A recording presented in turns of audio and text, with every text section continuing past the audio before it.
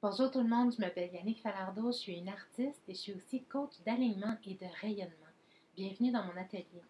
Je suis très contente de vous accueillir ici pour vous dire que ma mission, c'est d'aider les co-créateurs d'un monde meilleur à être en alignement avec leur mission de vie pour pouvoir rayonner et vivre la vie de vos rêves parce que je suis convaincue que c'est le moyen le plus rapide, le chemin le plus joyeux et le plus délicieux vers la co-création d'un monde meilleur. En parlant avec des centaines de personnes, j'ai réalisé qu'au-delà du succès financier, on rêve tous d'avoir des vies plus simples, des vies où on est ancré dans notre cœur, des vies où on a du temps pour passer en famille, du temps de qualité, une qualité de présence, où on peut explorer nos passions, où on peut avoir du temps pour jardiner ou danser, faire de la musique ou voyager. Mais surtout, ce qu'on a envie, c'est de pouvoir être, de pouvoir exister tel qu'on est, en s'aimant, en s'acceptant tel qu'on est, et en sachant qu'on est accepté tel qu'on est, et puis de trouver un moyen de pouvoir vivre de nos passions, pour qu'il n'y ait plus de décalage entre ce qu'on fait dans la vie et qui on est dans la vie. Sauf que ce qui arrive, c'est que des fois, on peut rester pris entre ces deux options-là, entre la vie, je dirais, dans la boîte, que la société nous dit que c'est ça qu'on devrait faire, et puis la vie qui nous fait vibrer le cœur. Moi, c'est ce qui m'est arrivé, puis ça m'a pris 20 ans pour retrouver mon chemin, alors que j'ai marché sur le chemin qui avait été tracé pour moi par quelqu'un d'autre. Mais maintenant que je me suis mis en alignement avec mon rêve, avec mon essence, avec mon cœur, ma vie est devenue tellement magique que je sens que j'ai comme une responsabilité de documenter puis de partager ce que j'ai appris puis ce que j'apprends à tous les jours. Pas parce que j'ai les réponses, mais juste parce que je suis en quête, puis j'essaye toutes sortes de choses, puis je sens vraiment que j'ai un besoin de partager, puis d'appuyer, puis de soutenir les gens qui sont dans un même processus. Je pense qu'on peut tous apprendre l'un de l'autre. Alors j'ai envie de partager une petite partie de mon histoire pour vous expliquer comment j'en suis arrivée là. Alors, depuis que j'ai 6 ans, 7 ans à peu près, j'ai toujours su exactement qui j'étais. Lorsque les gens me demandaient qui es-tu, que veux-tu faire dans la vie, ben, je leur disais, ben, moi je suis une artiste. Alors c'est même noté dans mes souvenirs d'école. Euh, la petite Yannick savait exactement qu'elle était une artiste. Sauf que malheureusement, ça ne faisait pas nécessairement plaisir à mon père, qui lui avait d'autres sortes de rêves pour moi.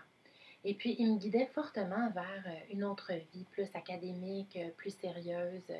Et puis, longtemps, j'ai pensé que c'était parce qu'il m'aimait pas ou parce qu'il pensait que j'étais pas assez bonne ou qu'il n'avait pas confiance en moi.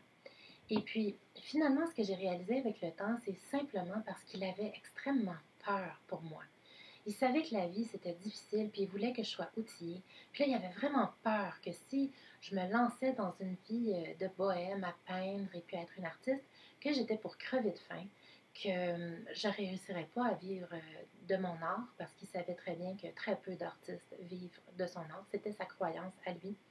Et puis, il m'a imposé ces idées-là que j'ai acceptées.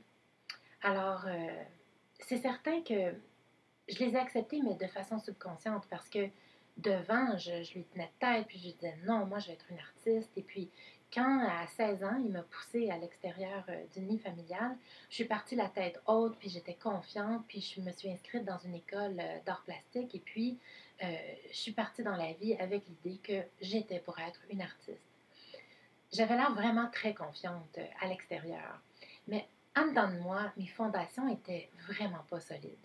Alors, ce qui est arrivé, c'est que je suis partie dans la vie comme ça, peu outillée. Et puis, quand j'ai confronté mes premiers grands obstacles dans ma vie d'artiste, ben, j'ai eu tellement peur que j'ai baissé les bras. Et puis, j'ai balancé mon rêve ou même mon essence de qui j'étais par la fenêtre avec tout mon matériel d'artiste. Puis, je me suis résignée à aller à l'université. Alors, il y en a d'entre vous qui vont dire, ben, c'est une bonne chose d'aller à l'université. Oui, c'est parfait. Sauf que moi, je ne savais pas qu'est-ce que je m'en allais faire là. Tout ce que je savais, c'est que c'était peut-être une route plus sécuritaire, puis je voulais faire plaisir. En bout de ligne, je me suis endettée d'à peu près 30 000 pour obtenir un diplôme universitaire. J'ai, après ça, eu une super belle carrière, mais dans un domaine dans lequel je n'avais pas du tout étudié. Sauf qu'à l'âge de 28 ans, après avoir bûché pendant une dizaine d'années, J'étais au sommet de ce qu'on attendait de moi, mais je me sentais comme une coquille vide. J'avais l'impression que mon cerveau était un outil corporatif, puis que ma vie avait absolument aucun sens. Je faisais juste travailler. J'avais aucun équilibre, j'avais aucun temps pour explorer mes passions, je travaillais tout le temps, et puis je me sentais stressée, je me sentais fatiguée, même si j'aimais beaucoup mon travail et puis que j'avais une équipe extraordinaire que j'adorais, j'avais quand même des bonheurs, des plaisirs. C'était tellement vide de sens pour moi que je dépensais pour essayer de m'acheter un peu de bonheur.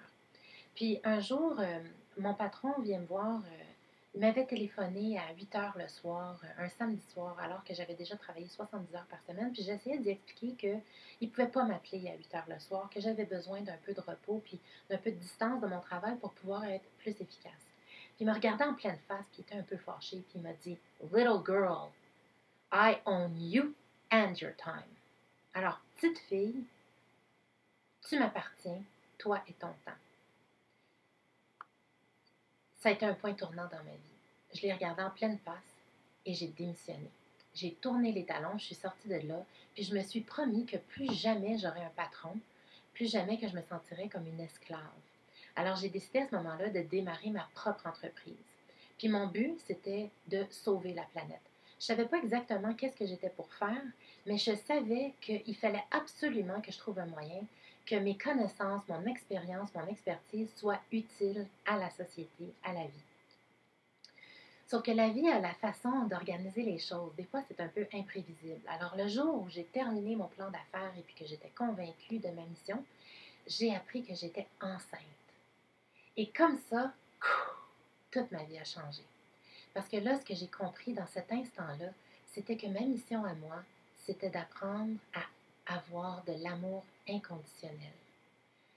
J'avais l'impression que ma mission à moi, c'était de protéger la flamme intérieure de mon enfant pour que lui il puisse cheminer dans sa vie, sur son chemin de vie, d'être entier, d'être soutenu, d'être aimé, peu importe le choix qu'il ferait. Je sentais vraiment que c'était la mission la plus importante que je pouvais accomplir à ce moment-là. Alors, j'ai mis de côté mon idée d'entreprise qui m'aurait pris beaucoup de temps et j'ai décidé de m'investir pour élever mon fils. Donc, je l'ai aimé, je l'ai écouté, je l'ai appuyé, j'ai créé toutes sortes d'opportunités pour qu'il soit exposé à toutes sortes d'idées, toutes sortes de personnes, toutes sortes d'expériences, parce que je voulais qu'il puisse découvrir c'est quoi qui le passionne dans la vie. Fait qu'on essayait toutes sortes de choses. Puis j'essayais pas du tout de le guider, j'étais plus comme en observation pour voir qu'est-ce qui était pour émerger en lui. En aimant mon enfant, j'ai appris à prendre soin de mon enfant intérieur. Puis c'est là que j'ai recommencé à avoir envie de créer. Alors j'ai commencé à acheter de la gouache, puis de la pâte à modeler, puis de l'argile, puis toutes sortes de choses. Puis je me suis mis à créer pour le plaisir de créer avec mon enfant. Donc pas créer pour vendre ou créer pour performer ou créer pour faire plaisir à quelqu'un d'autre, mais vraiment juste créer pour créer. Rire à gorge déployée parce qu'on se roule dans la peinture puis on en a partout. Tester toutes sortes de choses, expérimenter et avoir aucun attachement au résultat final. Vraiment juste d'être concentré dans le processus puis d'avoir le plus de plaisir possible. C'était tellement nourrissant, c'était tellement bon que c'est là que j'ai commencé à comprendre que d'être une artiste, c'est pas qu'est-ce que je faisais dans la vie, c'est qui je suis. C'est ça la grande distinction. Puis je fais une parenthèse. En anglais, quand on demande aux enfants ce qu'ils veulent faire quand ils grandissent, on leur dit Who do you want to be? On leur demande pas What do you want to do? Alors on leur demande pas qu'est-ce qu'ils veulent faire, on leur demande qui ils veulent être. Alors pour moi, c'est comme si j'ai compris que j'étais une artiste. Aussi, ce qui est important de noter, c'est que de la minute que mon enfant était dans mon ventre, je lui disais tout le temps, à tous les jours, tout est possible. Tu peux créer n'importe quoi. C'est toi l'artiste de ta vie, c'est toi le créateur de ta vie. Tu peux faire ce que tu veux dans la vie. C'était quelque chose, c'est comme un mantra que je lui répétais vraiment à tous les jours de sa vie. Alors un jour, il y avait à peu près 7 ans, on était assis devant Internet, puis on regardait un documentaire sur la Lune. Et puis, il était tout excité de voir, waouh, les hommes ont marché sur la Lune, waouh, c'est incroyable. Puis moi, évidemment, j'ai saisi cette opportunité pour dire, waouh, tu vois, Regarde, garçon, les gens, quand ils ont des grands rêves, tout est possible. Il y a un homme qui a été capable d'aller marcher sur la Lune. Alors, il a rêvé à son rêve. Il s'est dit, moi, un jour, je vais être là-bas. Puis là, il a fait un plan. Ils se sont assemblés, ils ont formé une équipe. Ils ont travaillé ensemble, ils ont persévéré. Sûrement qu'ils se sont trompés super plein de fois. Mais éventuellement, ils ont été capables ensemble de réaliser ce grand rêve-là pour l'humanité, de pouvoir quitter la Terre puis marcher sur la Lune. Alors, je disais, waouh, c'est impressionnant, c'est magnifique. Puis là, il me regardait un peu comme ça, puis il dit, ouais. Il dit, maman, il dit, tu me dis toujours que c'est possible de réaliser tous nos rêves. Mais il dit, toi, tu ne réalises pas ton grand rêve. Là, j'étais un peu surprise, je me demandais, qu'est-ce qu'il veut en venir avec ça? Mais je dis, mais non. J'ai dit, moi, mon grand rêve, c'est d'être avec toi, d'être ta maman, de prendre soin de toi, puis de t'aimer. Je suis très, très heureuse dans ma mission, puis dans mon rêve d'être ta maman. Fait qu'il dit, oui, oui, là, il dit, tu vas toujours être ma maman. Il dit, ça, c'est correct, là, on le sait, là. Mais il dit, toi, ton grand rêve, c'est d'être une artiste. Puis il dit, tu fais des belles peintures, puis tu les montres jamais à personne. Je sais pas si vous le savez, là, mais j'en ai eu le souffle coupé. Devant sa réaction tellement authentique, tellement dans le cœur. Sans trop penser, le disque est embarqué. Mais j'ai dit, tu sais, mon grand, j'ai dit, c'est dur de vivre une vie d'artiste. Les artistes, souvent, ils font pas beaucoup d'argent, ils ont de la misère parce que, tu sais, c'est difficile de vendre ton art. Tu sais, j'ai dit, de toute façon, tu sais, moi, j'ai pas vraiment besoin de montrer mes peintures. J'aime juste ça, les faire, les créer, puis d'avoir du plaisir. Puis, de toute manière, je pense pas que les gens me paieraient pour mon art. Tu sais. Alors là, il est devenu tout excité, puis il a dit, maman, moi, je vais t'aider. Il dit, on va mettre une belle grande table dehors devant la maison. On va toutes sortir tes peintures. Puis il dit, moi, je vais les vendre 1 million de dollars tes peintures parce qu'ils sont tellement belles. Ils ont tellement des belles couleurs. Puis ça va tellement faire plaisir aux gens d'avoir tes peintures dans leur maison.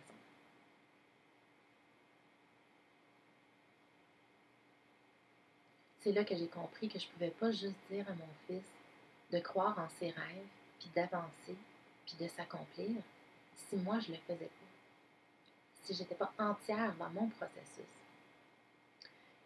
Walk the talk, comme on dit en anglais. Mets-toi en action.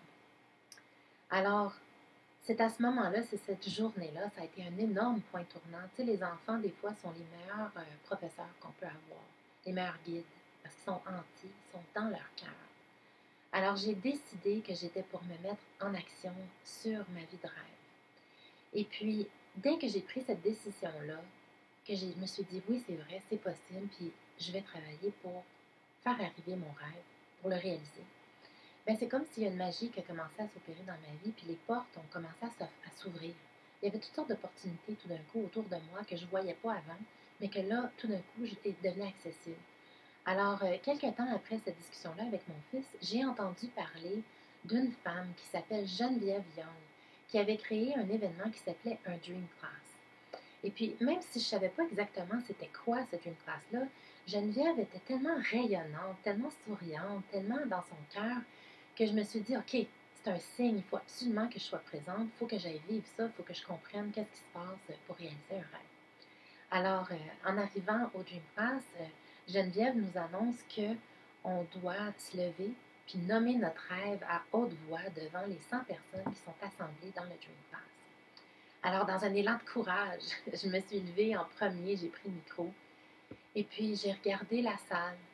Tous les yeux étaient tournés vers moi, puis j'ai dit, je m'appelle Yannick Falardeau.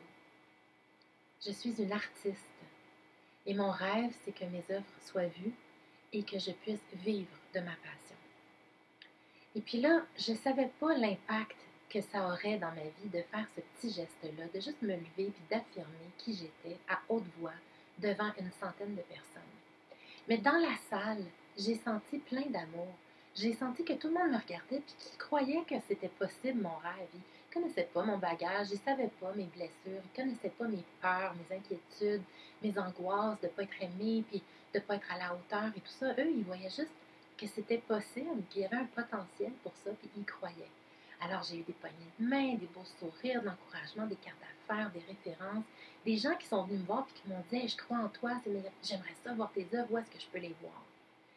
Alors, ça a activé quelque chose en moi. Puis cette année-là, ça a été une année phénoménale pour moi parce que j'ai commencé à montrer mes œuvres sur Internet. J'en ai vendu.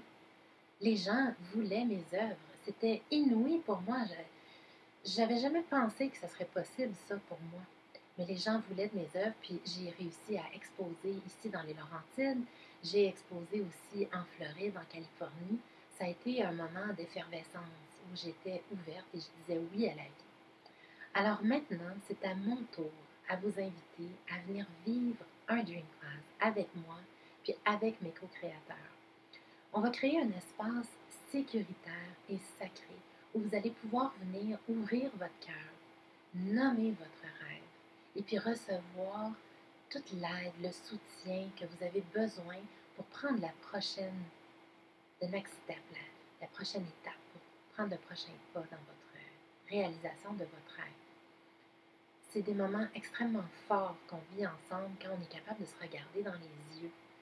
On passe beaucoup de temps sur Internet, on passe beaucoup de temps dans nos têtes là, à penser à notre rêve, qu'est-ce que je vais faire, puis on voit les embûches, puis les barrières, puis les choses qui se présentent devant nous.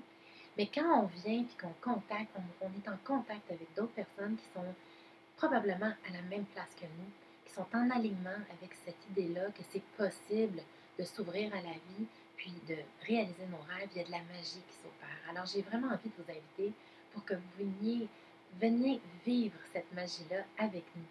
L'événement a lieu le 1er avril prochain à Laval, au Embassy Plaza. Une salle magnifique, super accueillante. Euh, j'ai tellement hâte de vous rencontrer, vous n'avez pas idée. Ça va être extraordinaire. En plus, j'ai 10 partenaires cadeaux qui ont généreusement décidé d'offrir un cadeau d'une valeur de 100 et plus qui va vous soutenir. Vous pourrez être choisi au hasard. Si le partenaire cadeau vibre avec votre rêve, il va décider de vous l'offrir. Ce n'est pas décidé d'avance. Ce n'est pas au hasard non plus. C'est vraiment une connexion de cœur, un échange de un à un. Écoutez, ça va être extraordinaire. Alors, si ça vibre pour vous et puis que vous vous sentez prêt à prendre un petit pas, à venir chercher le soutien que vous avez besoin, à venir parler de votre grand rêve pour vous et pour l'humanité. Parce que quand on améliore notre vie, on est dans une autre fréquence. On améliore la vie autour de nous. Ça a un effet propulsant pour les autres qui sont autour de nous. C'est comme ça qu'on co-crée le monde meilleur. Alors, si ça vibre pour vous, je vous invite à suivre le lien qui est en bas pour vous inscrire dès aujourd'hui. Les places sont limitées, puis il ne reste pas beaucoup de temps avant le Dream Class. Alors, agissez dès maintenant. Je vous invite aussi à aimer, à partager ce message, cette vidéo, parce que je sais qu'en ce moment, il y a plein de gens qui ont soif, qui ont besoin d'énergie positive. Il y a tellement d'énergie lourde en ce moment partout sur la planète qu'on a besoin d'avoir une bulle d'énergie positive où on croit en tous les possibles puis qu'on s'entraide l'un et l'autre. Alors, je vous invite vraiment de tout cœur à partager parce qu'il y a probablement quelqu'un dans votre entourage qui a besoin de venir vivre une expérience comme ça. Alors, c'est une façon de co-créer le monde meilleur en partageant cette bonne nouvelle-là. Troisièmement, je vous annonce que je vais faire un tirage. J'aimerais offrir un billet à quelqu'un qui va avoir le courage de me laisser un commentaire ici en dessous de la vidéo pour me dire quel est votre grand rêve pour vous ou pour l'humanité ou les deux et de quoi avez-vous besoin pour vous sentir soutenu dans votre démarche. Alors, laissez un commentaire. Le billet je vais le faire tirer mercredi prochain. Je vais regarder tous les commentaires. Si vous avez envie de me faire une vidéo, c'est parfait. Si vous voulez prendre une photo, me montrer c'est quoi votre rêve, ça aussi, c'est idéal. Et mes partenaires cadeaux et moi, mes 10 co-créateurs, on va se pencher sur tout ce qu'on aura reçu pour choisir une personne avec qui on sent qu'on a vraiment envie de leur offrir un billet pour venir au Dream Class à Laval le 1er avril. Alors, je vous envoie plein d'ondes et de pensées et d'énergie positive. Je crois sincèrement qu'on est capable de co-créer un monde meilleur, mais maintenant, il faut prendre action. Alors, je vous invite à venir vivre ces beaux moments forts avec nous. Ça va nous faire un grand plaisir de vous recevoir. À très, très bientôt. Merci tout le monde. Au revoir.